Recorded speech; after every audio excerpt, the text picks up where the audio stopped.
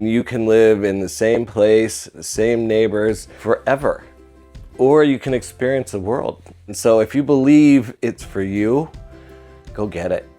Obviously you can see the other homes, they're all kind of white, and I kind of broke out of the mold and put some color out.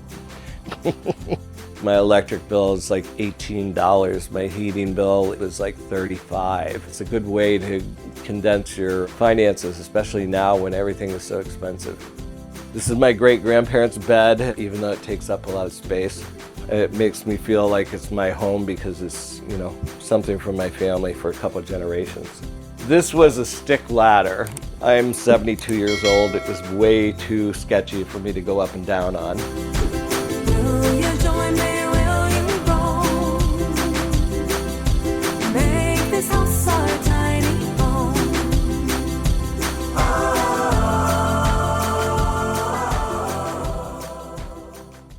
My name is Jim, and this is my tiny home.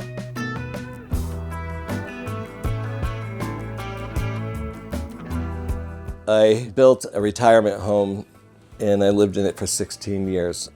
It had a lot of labor attached to it, and it got to be more than I could care for. I put the house up for sale. I downsized. I had to get rid of a lot of stuff, but fortunately 2 of my daughters live here, and that worked out nice. They helped me move and set up the house and, acclimate to living in Austin, and it's been really nice being closer to them because they, living here and then me living in Vermont, we only see each other maybe twice a year and not for very long.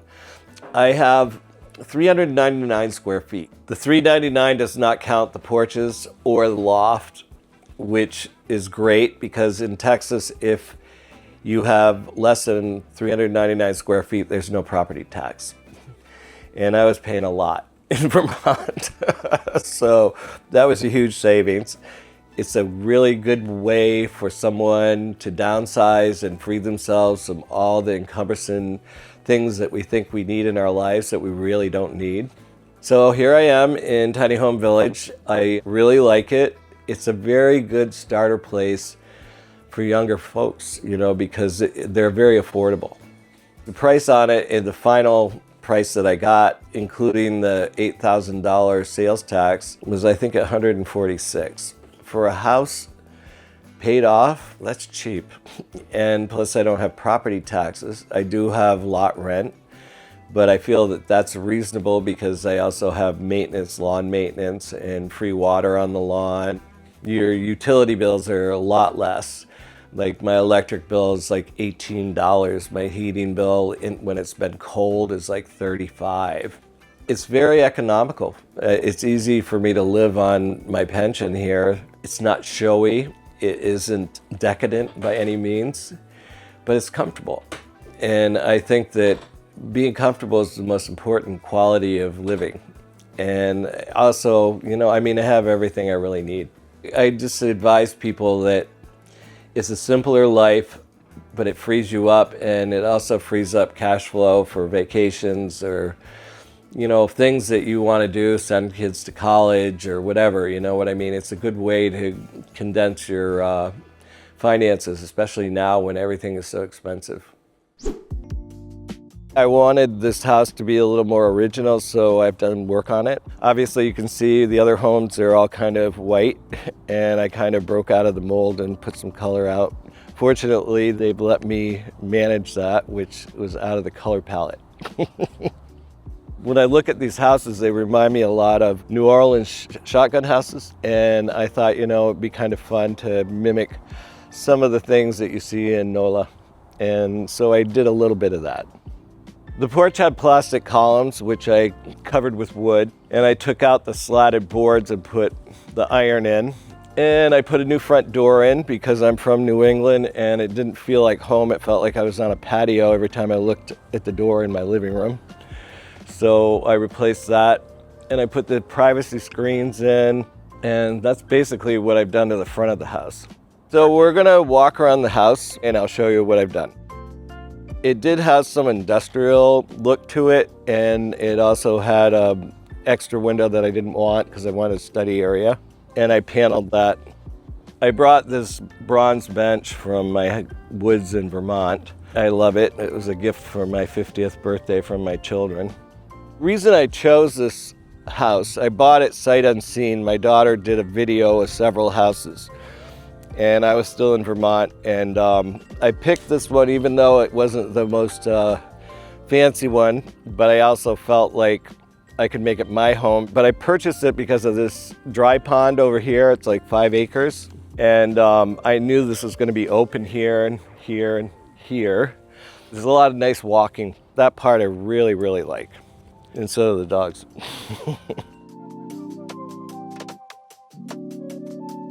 Okay, well, you've seen the tiny home on the outside. Doesn't take a long time to look at a tiny home. And now we can show you the inside. Come on, boys. And this is my tiny home.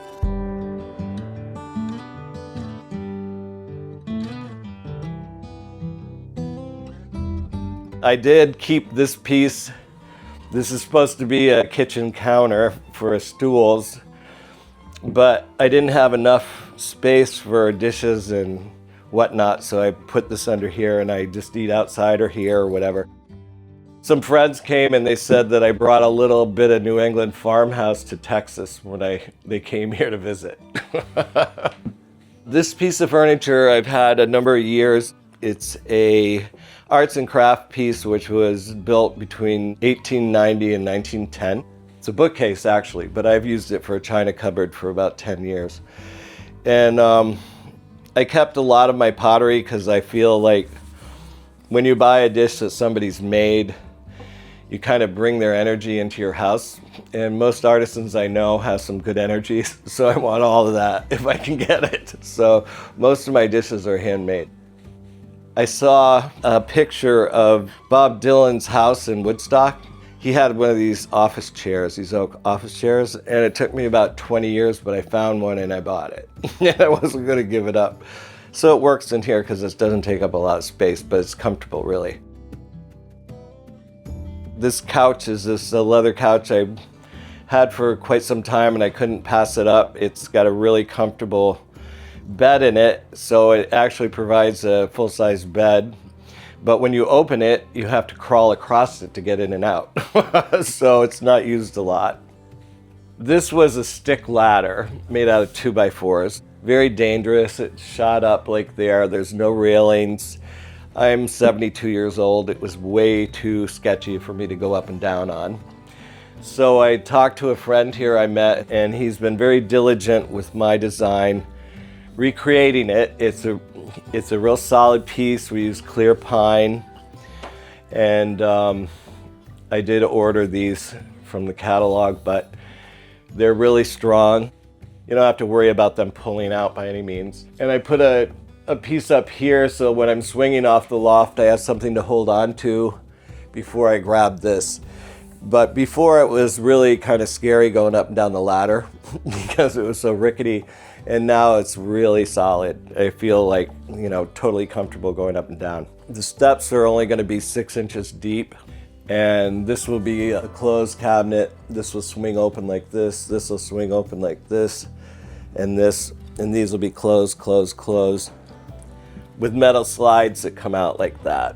Well, the loft I really just started putting together about 3 weeks ago. I did order some futon box springs so that it would raise the mattress off the floor. I have friends coming and they have 2 little kids. And so I wanted a full size and a twin bed for them, and they're coming in a couple weeks to stay here. So that's the other reason we really want to get this done. And so they'll be sleeping up there.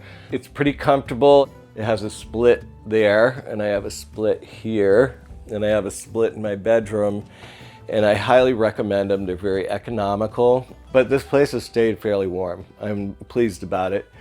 And the loft is really warm. So I don't envy the cameraman having to go up there because it is hot.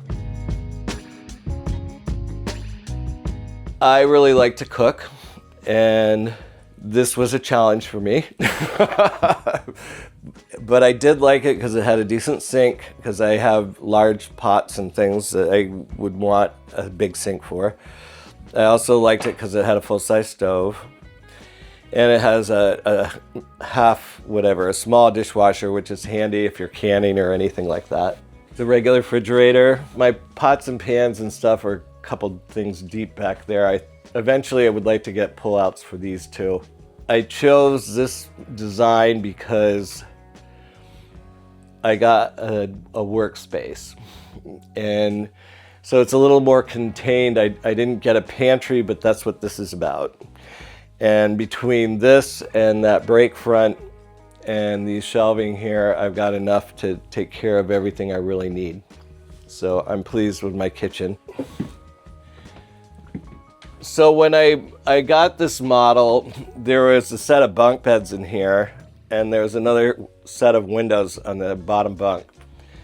And obviously I didn't want that because I have a full size and a twin up in the loft. So before I moved here, I had the carpenter come in and take out the window. I had this little desk in my guest bedroom, and I kept it because it fits in here. I'm not going to open the desk because it's frightening, okay? Well, I can open it, but as you can see, my laptop wants to slide out. But anyway, this works really well for me. And if I have a big project, I also have a little small table that fits in here where I can lay stuff out so I have enough workspace. I had to get rid of my library because there's no room in a tiny home for books, but it's okay because, you know, there's a beautiful public library here, and so you can access pretty much everything you need. This is my bathroom, and it's more than adequate for me. I like to shower, I like being able to sit in it, the water pressure's great. I have demand hot water heater so I can sit in there and really pound myself with hot water. Some of this is part of my antique bedroom set, but I gave the dressers to my daughter and the nightstands because it wouldn't fit in my bedroom, but I kept the bed. It made it feel more home to me. So this is my itty bitty bedroom. And it's all I really need. I did take the Venetian blinds out and I had stained glass windows made. I went to Wimberley and there was an artist selling windows. He had some patterns that I liked and he custom made these for me so I wouldn't have to have Venetian blinds in my bedroom. This is my great grandparents' bed and I wasn't going to give it up even though it takes up a lot of space.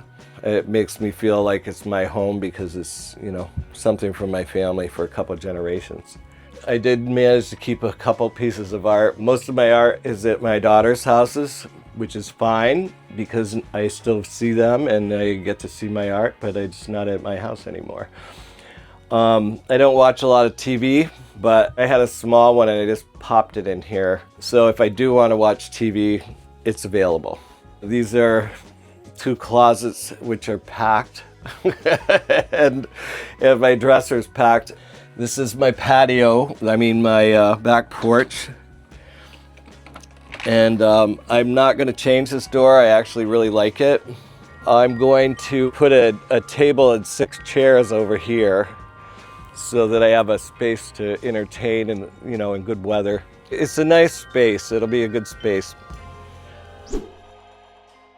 This interview, it made me think of John O'Donohue, and he wrote the book Bless the Space Between Us. This is one of his poems on For a New Beginning, but I'm only going to read a couple excerpts that have a lot of meaning for me.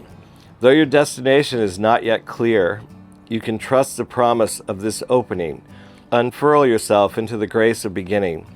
That is at one with your life's desire. Awaken your spirit to adventure. Hold nothing back.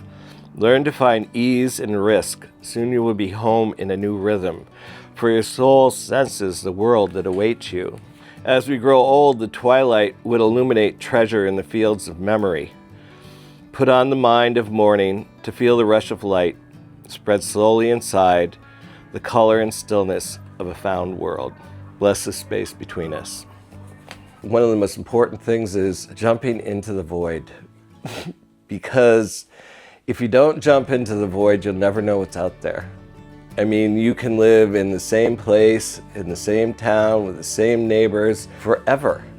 Or you can experience the world. And it might be scary, but you know, the reality is that if you're a good person and you're good to others, that the universe takes care of you.